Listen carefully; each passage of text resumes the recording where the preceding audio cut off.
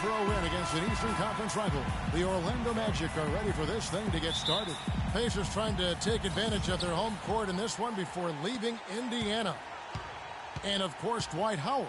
I think they're still searching for someone to step to the plate. Well, Kevin, no question it's a risky deal to make because you can sometimes sour your fans when you do that. I mean, trading one of the most popular players on the team is always high risk, no matter what you get in return.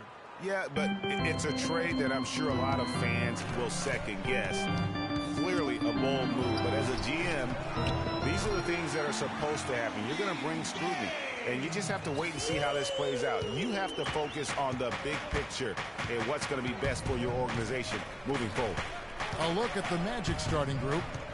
Zach Randolph is out there with Wilson Chandler. Then it's Thompson. Then it's Curry. And it's Thornton in at the 2 spot. Now here's Randolph. He had an 18-point outing in their last game against Philadelphia. Some solid numbers once again for Zach Randolph with Memphis last year. He just keeps plugging away, grinding out, no pun intended, chugging along and producing. Yeah, 16 points, about 10.5 rebounds for Zebo. I mean, he's a classic power forward and always gives you the numbers even though he still plays under the rim. The feed now to Thompson. Drilled from 11 feet out. Thompson's got his first bucket in this one. First 1:30 gone here in the first quarter. And, you know, for Randolph, he's been in the league so long and still puts up double-double numbers. Average a double-double in 8 of his last 10 seasons. Remarkable. Now here's Chandler. He had a 15-point outing in their last game against the 76ers in Philadelphia. And he also looked to attack at the defensive end of the floor. 3 steals in that game. The Pacers have gone 2 of 3 here to start out the game.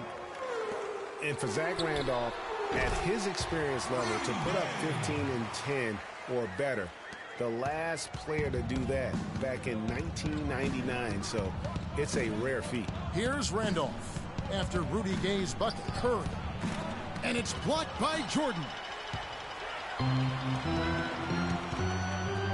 Westbrook against Randolph. And Westbrook gets it to go on the assist by Ginobili. Westbrook's got 5. 4 or 5 shots have dropped for them already. Not a bad way to get things started. Pass to Randolph. And a foul called on the shot. Got him on the way up that time, so he'll shoot 2 right here. In a league that's becoming more and more pick-and-roll oriented, Zach Randolph is more of a throwback, if you will. I mean, he likes to back his man down and battle for those offensive rebounds. Oh, I love the power forward. Zach Randolph always seems to carve out space, the space he needs to play well. Yeah, he's unorthodox but extremely gifted. A nice blend of physicality with high skill level, especially when you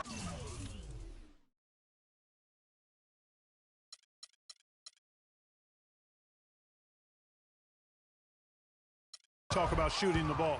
He certainly didn't take advantage of the poor defense, but they can't count on him to continue missing. I tell you what, I think he'd be happy if he can continue to get looks like that. Curry can't get it to go.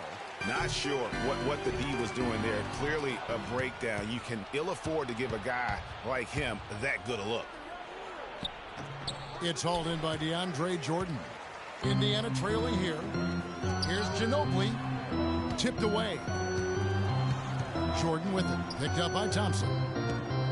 Gay, that's a 2-pointer. Almost, but it rolls out.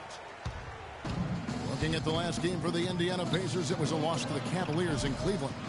Just not a disciplined performance defensively in that game, guys. A lot of silly fouls hurt them throughout. I think lack of discipline is the right phrase, Greg. I mean, a lot of silly fouls, and they did that even when they were in foul trouble. And it's going to be out of bounds. The Magic will take it. All right, a chance to check out stats for Russell Westbrook. Great showing for him last season. First in scoring, second in steals, and of course he was also top 5 in assists. With his court vision, one of the league's premier playmakers. Yeah, and that's what made him #1 last year. You can't stop him, and you really can't contain him. Now here's Thornton. He's had some playing time, but no scoring yet from him. Curry gets the bucket. And they've done the job on the offensive glass. I like the activity there, keeping the ball alive and creating some second-chance buckets. Pass to Fry. Rudy Gay on the way.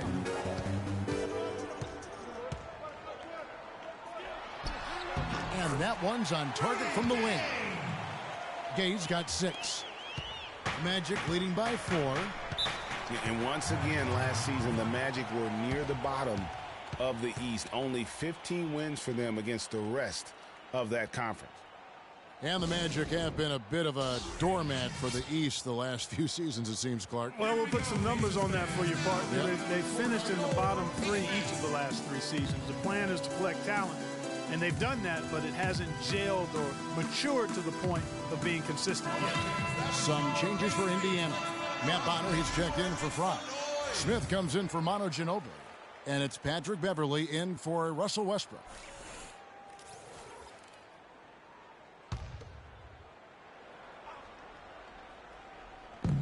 Stauskas kicks to Rivers. And Jordan sends it back. The drive by Smith. Here's Gay. Lays it in without an inch of room around him. Gay's got 8 points. Just lazy defense on the glass there. Well, nobody boxed out. Nobody put a body on anybody else. Things like that not only drive the coach crazy, that stuff gets under my skin. Now here's Rivers. He's definitely not pleased how he played against Philadelphia. And there's the call on Patrick Beverley. That is his first foul of the game.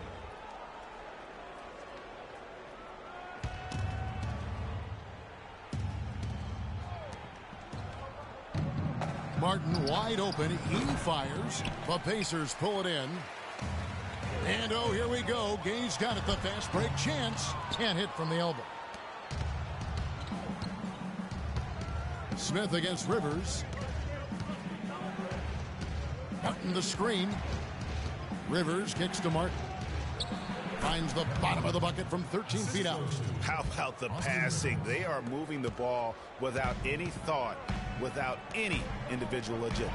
Yeah, and it's really fun to see that kind of unselfishness. Really hard not to appreciate all the assists they've racked up. They really can't allow him too many open looks like that. I mean, that's just inviting trouble. They set the screen. And it's going to be out of bounds. The Pacers will take it. You know, that's hard to explain that play. I mean, I guess he...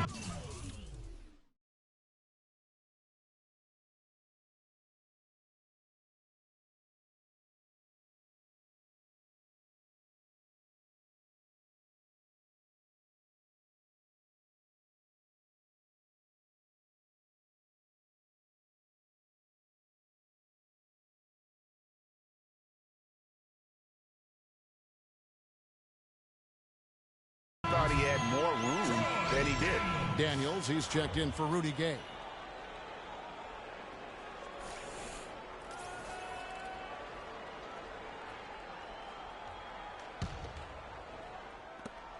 .24 seconds left to play here in the first.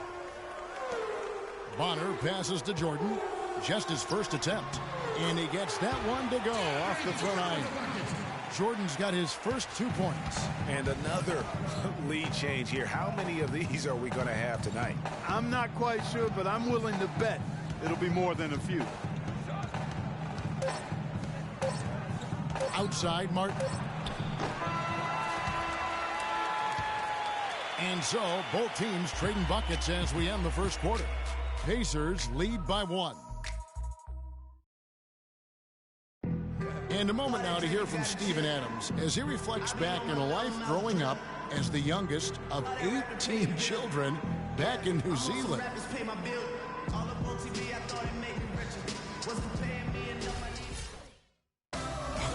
Hard to imagine growing up in such a huge family, but it sounds like maybe it prepared him for life in the NBA. Yeah, got him outside of himself and toughened him up a little bit. No question about that. Wow, 18, that's mind-boggling. That is amazing. Yeah. Well, it's been a tight one so far as we get the second quarter going back here. And before we move on, what do you guys think about what we've seen so far from the Pacers? They come out the gates here strong and put together just a solid first quarter. A ton of good looks for him, Greg, on offense, and it's quality shots they're getting. So on the floor for Orlando, they've got Zach Randolph.